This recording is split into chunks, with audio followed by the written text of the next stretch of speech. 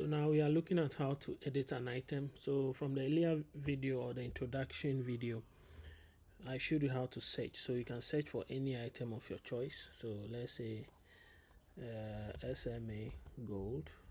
The more you type, the smaller your list becomes. So SMA gold. I'll go to the pencil icon here.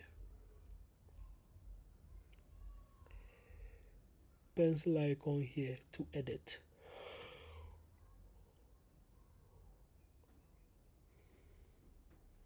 So I'll click on it. So you realize that it gives you a very nice screen with all the details inside. And so over here, you can decide to make changes. You can change anything here. Change anything here and click on the update button to update it. It's as simple as that. So you can come here. You can change it to whatever you want. You can go to the group category. You can change it to toys. You can change it to phones, whatever category you have created earlier on in the video.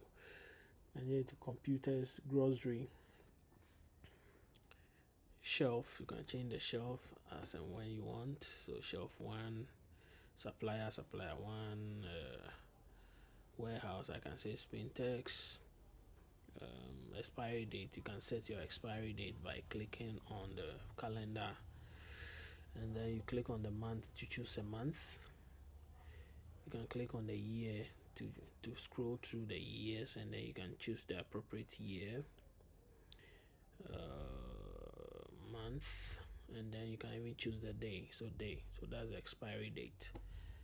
We have reorder level, we have reorder quantity, you have profit margin, you have cost price. All this you can change them, and once you are done changing, you click on update, and then it's updated for you, just like that.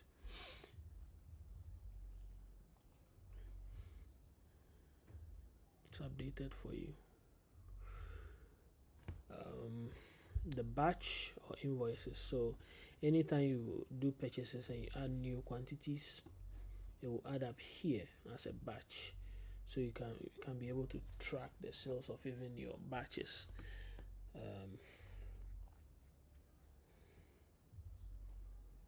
Sale of even your batches, and then when the quantity reduces, you see once the quantity gets to 0, it won't show it up here anymore. It means that batch is out.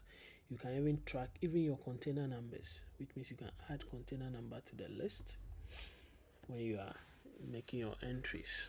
Okay, so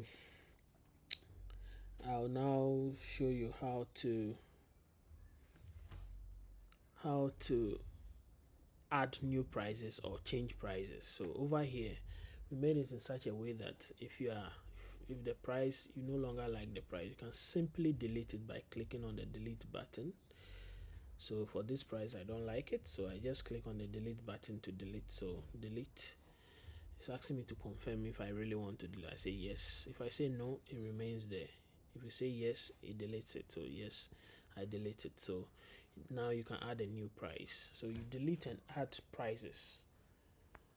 So you delete the price and add new one. So over here, I can say I sell the item in pieces. I select pieces, unit quantity is 1, and then the price now is 1,000 cedis. And then you press the enter key. You press the enter key to save. So I press the enter key, and it's saved. Once the price appears at the down here, once it appears here, it means it's saved. So you select whatever you want to select, and then you add the selling price, and then you press the enter key to save. That is how you add new prices. So if you want to change your prices, you delete the current one, and then you add a new one by selecting the unit name or unit of measure, and then you enter the selling price. After typing, you press the enter key, and this system allows you to even enter multiple prices. So I can add another price. Let's say I can add 500 or 1,005. That is, if you sell the same product for different prices to different people, you type the price and then you press the enter key. Press the enter key. So the second price is also added. You can add as much as you want. So that is it. That is how you add or change prices. Then barcodes. Barcodes. You can also scan barcodes. So you come here, all you need to do is just scan the barcode.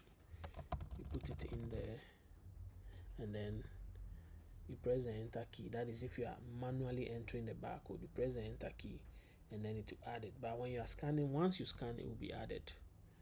Thank you.